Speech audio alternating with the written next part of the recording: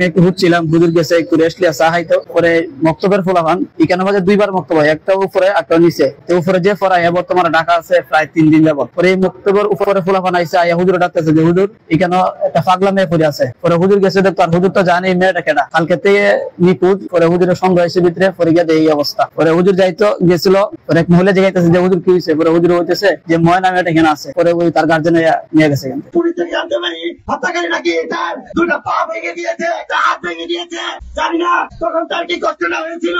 তারপর তাকে শ্বাসরুদ্ধ করে হত্যা করেছে এবং হত্যাকারীর সময় তার নাকে দিয়ে চোখে দিয়ে রক্ত বেরিয়েছিল। ভাবে তাকে হত্যা করেছে এবং মসজিদের দুতলায় তাকে গলায় ফাঁস দিয়ে তার পরনের পায়জামা খুলে তাকে গলায় ফাঁস দিয়ে রেখে চলে যায়। ইতিমধ্যে 2 দিন চলছে, 3 দিন 72 ঘন্টা হতে চললো, প্রশাসন থেকে কোন নির্দিষ্ট কোন আসামি ধরতে পারে নাই।